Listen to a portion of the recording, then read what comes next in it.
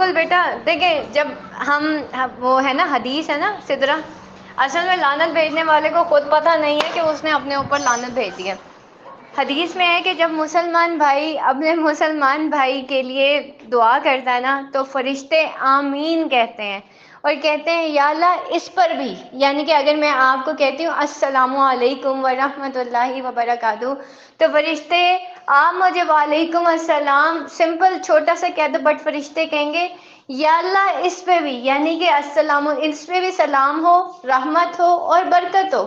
آپ نے حالانکہ ورحمۃ اللہ وبرکاتہ نہیں کہا، لیکن پلٹ کے مجھے ہی لگے گی۔ اسی طریقے سے بیٹا یہ جو لعنتیں ہوتی ہیں یہ بھی پلٹ کے ہمیں ہی لگتی ہیں، اس لیے کسی کو بد دعا نہیں دینی چاہیے، کسی پہ لعنت نہیں بھیجنی چاہیے۔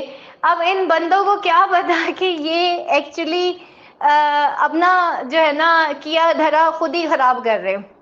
وہ ہے نا حضرت ابو بکر صدیق کا جو ہے اور نبی پاک صلی اللہ علیہ وسلم کا ایک واقعہ ہے کہ ایک چوراہے پہ نبی پاک صلی اللہ علیہ وآلہ وسلم اور حضرت ابو بکر صدیق رضی اللہ تعالیٰ عنہ جو ہیں وہ کھڑے ہوئے تھے۔ ایک بدو آیا اور زور سے اس نے حضرت ابو بکر صدیق سے، شاید اس نے کچھ پیسے لینے تھے یا کوئی لین دین کا معاملہ تھا، اس نے زور سے حضرت ابو بکر صدیق کی جو ہے نا وہ چادر مبارک کھینچی، ان سے ان کے نا گردن پہ نشان پڑ گیا۔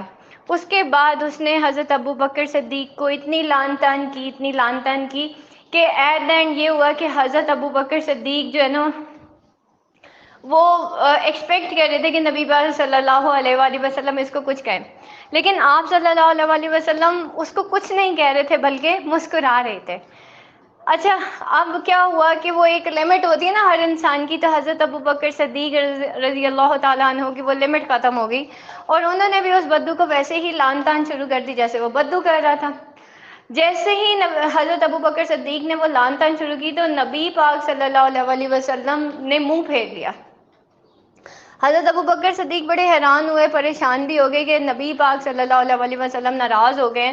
تو کہتے ہیں نبی پاک صلی اللہ علیہ وآلہ وسلم کے پاس گئے اور کہا کہ یا رسول اللہ صلی اللہ علیہ وآلہ وسلم یہ کیسا یارانہ ہے، یہ کیسا یارانہ ہے کہ جب وہ مجھے گالیاں دے رہا تھا تو آپ مسکرا رہے تھے، اور جب اس نے مجھے میں نے اس کو لعن طعن کرنا شروع کی تو آپ نے منہ پھیر لیا اور آپ کا چہرہ زرد ہو گیا۔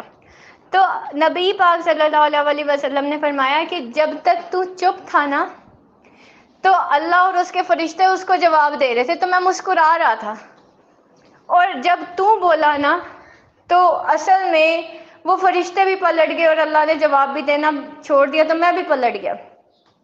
تو بیٹا بہت ساری ایسی چیزیں ہوتی ہیں کہ ہمارے چپ رہنے کی وجہ سے نا اللہ پوری کائنات کو لگا دیتا ہے کہ بس تو نے اس بندے کا ڈیفنس کرنا ہے بس، ٹھیک ہے۔ تو کسی کے ہم پہ لعنت بھیج دینے سے، ہمارے ملک پہ لعنت بھیج دینے سے، میری ذات پہ لعنت بھیج دینے سے میرا کوئی کباڑا نہیں ہونا، کباڑا اس کا اپنا ہی ہونا ہے، کیونکہ اس کو پتہ ہی نہیں ہے۔ میں اس لیے تو مسکرا رہی ہوتی ہوں ایسی پوسٹ پہ کہ ان لوگوں کو یہ پتہ نہیں ہے کہ ایکچولی یہ لعنت کسی اور پہ نہیں اپنے اوپر بھیج رہے ہیں۔ فرشتے بھی آمین کہہ رہے ہوں گے یا اللہ اس پہ بھی، اس پہ بھی، اس پہ بھی۔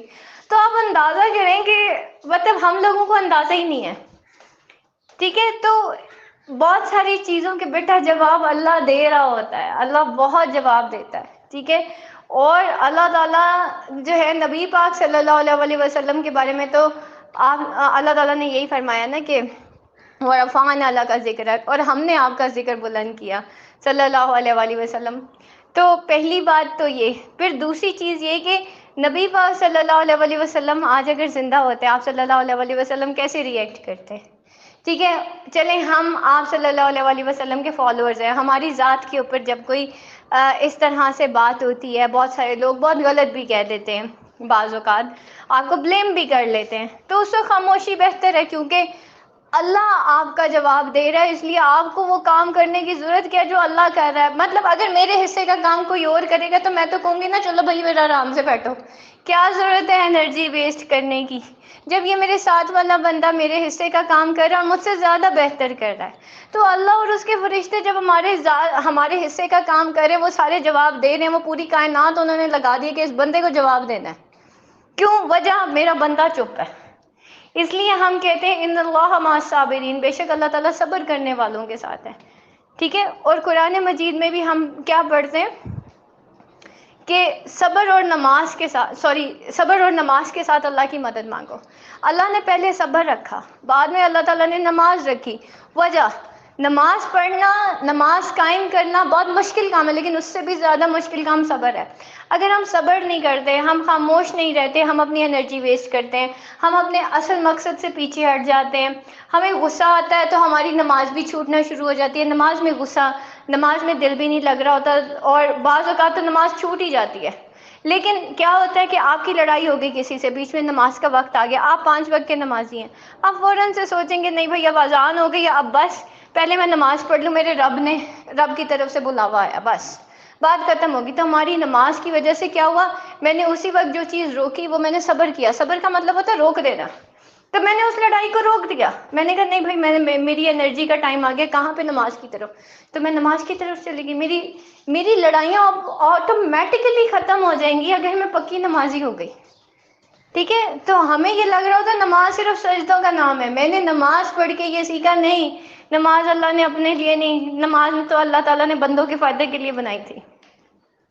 ٹھیک ہے. قرآن پڑھ کے مجھے اندازہ ہوا کہ یہ وہ کتاب ہے کہ شاید میں بہت پہلے پڑھ چکی ہوتی تو میں اس وقت کامیاب ہو چکی ہوتی. میں نے پڑھی تو تھی، ٹھیک ہے، میں نے سیکھی نہیں تھی. سیکھنا میں نے اس کو 2016 میں شروع کیا تھا. ٹھیک ہے. وہ جو ایک ڈیپ ایک اسٹڈی ہوتی ہے نا، وہ میں نے صحیح والی ایک جیسے کہنا چاہیے نا 2016 میں نے اس کتاب کے اوپر بہت زیادہ تدبر اور تفکر کرنا شروع کیا، اور آپ کے سامنے آج میں ہوں. تو اللہ تعالیٰ اسی کتاب کے ذریعے قوموں کو عزتیں دیتا ہے، اور کسی کتاب کے ذریعے اللہ تعالیٰ قوموں کو زوال دیتا ہے. اور اللہ تعالیٰ علم کی بنا پہ قوموں کو ترقی دیتا ہے، اور اللہ تعالیٰ علم کی بنا پہ ہی نہ ہونے کی وجہ سے قوموں کو ذلیل کرتا ہے. تو بیٹا اصل میں ہماری اسٹرگل نا صحیح اور جسے کہنا چاہیے حق کی تلاش صحیح علم کی ہونی چاہیے. جس دن صحیح علم آ گیا آپ اسٹرانگ ہو جائیں گے. آپ اسٹرانگ ہو گئے، آپ کو پتہ چل جائے گا کدھر ریئیکٹ کرنا اور کدھر نہیں کرنا، کون سی پوسٹ شیئر کرنی ہے کون سی نہیں کرنی. اگر میں یہ والی پوسٹ شیئر کروں گی مجھے ان باکس بہت سارے میسیجز آئیں گے، پھر وہ ایک discussion and then discussion and discussion, اور وہ ایسی ڈسکشن ہوگی جس کا کوئی فائدہ نہیں ہوگا. لیکن ایک ایسی پوسٹ ہوگی جس کا بہت سارے لوگوں کو جا کے ان کے دل پہ لگے گی، تو اس سے کیا ہوگا، اللہ بھی راضی ہوگا، بندوں کی بھی اصلاح ہو گئی. اب یہ جو لعنت والی پوسٹیں ہوتی ہیں پاکستان کے خلاف ایسے کر دیا فلانا کر دیا، وہ بیسیکلی اس قوم کا وقت برباد کرنے کے لیے کسی نے پوسٹ کی ہے. تو اگر آپ نے دیکھ لی ہے اس کو وہاں پہ اسٹاپ کر دیں، ٹھیک ہے. اور اس کو بڑے پازیٹیو وے میں آپ نے آنسر ضرور کرنا ہے، لیکن پازیٹیو وے میں. قولوا للناس حسنا، بات کرو تو احسن طریقے سے کرو.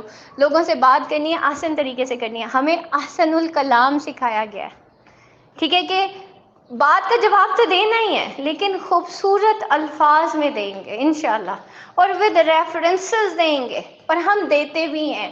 اگر کوئی لعنت دیتا ہے نا تو ہم بڑی خوبصورتی سے جسٹیفائی بھی کریں گے. میں کہتی ہوں نا بی آ پروڈکٹیو مسلم. اگر نبی پاک صلی اللہ علیہ وسلم سے اتنا پیار ہے نا تو پھر پڑھیں اٹھا کے قرآن اور حدیث کو، ٹھیک ہے، پڑھیں نبی پاک صلی اللہ علیہ وسلم کی سیرت کو، پھر دیکھیں کہ آپ صلی اللہ علیہ وسلم نے کیا طریقہ ہے ان سرکمسٹانسز میں، آپ صلی اللہ علیہ وسلم کا طریقہ کیا تھا، اور آپ صلی اللہ علیہ وسلم نے کتنا ریئیکٹ کیا تھا، یا صحابہ کرام کو آپ صلی اللہ علیہ وسلم نے کتنا ریئیکٹ کرنے کی اجازت دی تھی. بس وہیں سے آپ کو سارے آنسرز مل جائیں گے، ٹھیک ہے.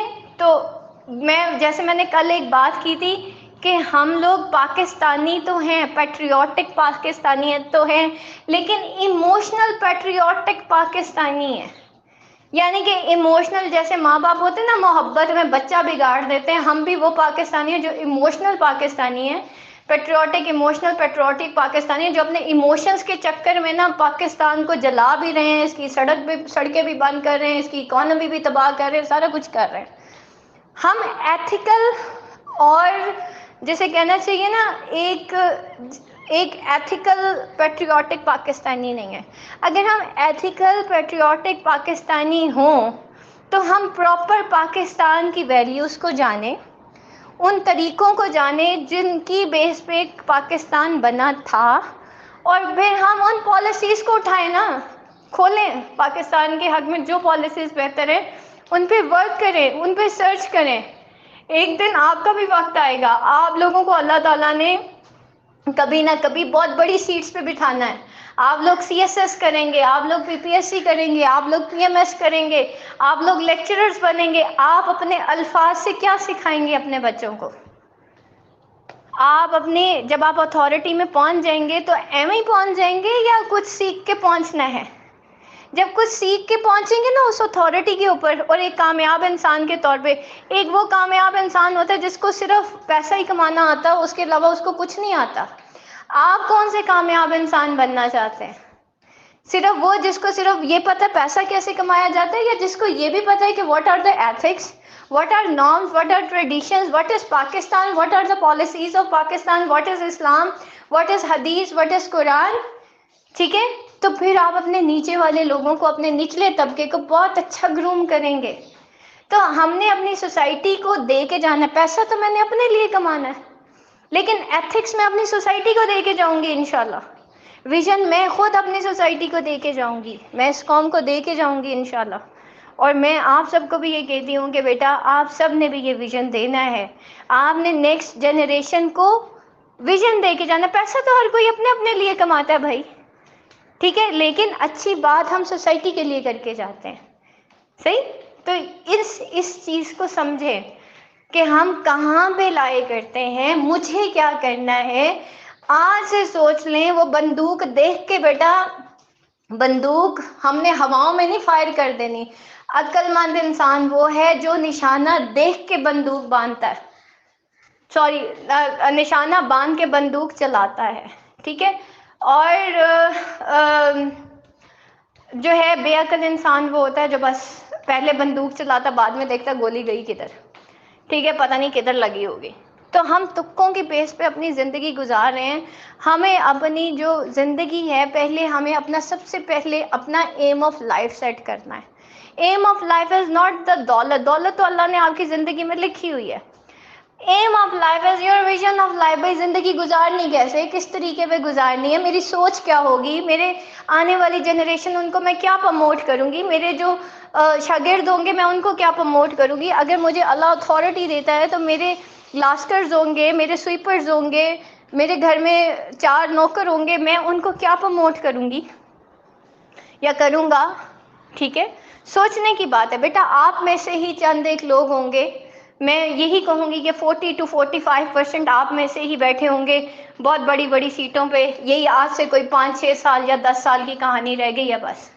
تو آپ نے اپنی سیٹ پہ بیٹھ کے پھر کیا حکومت کی برائیاں کرنا ہے، یا اس سیٹ کے اوپر بیٹھ کے اس سیٹ سے میکسیمم اور میکسیمم ملک کے لیے کام کرنا ہے، میکسیمم پروڈکٹیوٹی نکالنی ہے. لیکن پرابلم یہ ہے کہ لوگ سیٹوں پہ تو بیٹھ جاتے ہیں، ان کو پتہ ہی نہیں ہوتا کہ ہم نے ملک کے لیے پروڈکٹیو کیسے بننا ہے. پھر وہ بیٹھے ہوتے ہیں، لو جی حکومت ہی خراب ہے، لو جی ہمیں تنخواہیں کم ملتی ہے، ہمیں یہ نہیں ملا، ہمیں وہ نہیں ملا، اس سے بہتر تو فلانی جگہ جاب کر لیتے. پھر ہمارے پاس یہی باتیں رہ جاتی ہیں. وہ کہتے ہیں نا خالی برتن کھنکتا ہے. تو یہ وہ خالی برتن ہے جو بیچارے کھنکتے ہی رہتے ہیں. اور میں نے ایسے کئی لوگ دیکھے ہیں. جس کے پاس علم ہوگا نا وہ بڑا ہی ڈاؤن ٹو ارتھ ہوگا، بے شک وہ بہت تھوڑا کمائے گا لیکن وہ خوش ہوگا. لیکن جو بے علم انسان ہوگا، جس کے پاس فہم نہیں ہوگی، اس کے حکمت نہیں ہوگی، اس کے پاس لاکھوں بھی ہوں گے نا، ٹھیک ہے، وہ رو ہی رہا ہوگا، لو جی یا تو اکانومی ڈاؤن چلے گی، لو جی میرا تو نقصان ہو گیا، لو جی یہ ہو گیا، لو جی وہ ہو گیا، لو جی بیوی نے تنگ کیا، لو جی بچوں نے تنگ کیا. وہ بندہ روتا ہی رہے گا. سو اپنی پرسنالٹی کو بیٹا گروم کریں. پرسنالٹی ایک دفعہ آپ کی گروم ہو گئی، پھر چاہے غربت ہے، امیری ہے، مڈل کلاس ہے، اپر مڈل کلاس ہے، آپ کو کوئی فرق نہیں پڑنا. لیکن اگر آپ کی اپنی سوچ ایک پختہ سوچ نہیں ہے، پھر آپ کیا کریں گے، اچھا چھوٹی گاڑی، پھر اس سے بڑی گاڑی، پھر اس سے بڑی گاڑی، پھر بنگلہ، پھر اس سے بڑا بنگلہ، پھر اور بڑا بنگلہ. اور یہ چیزیں، یہ چین کبھی ختم نہیں ہوتی. یہ وہ لدو چال ہے جو کبھی ختم نہیں ہوتی. ٹھیک ہے. تو ہم نے خود ڈیسائیڈ کرنا ہے کہ ہم نے کہاں جانا ہے.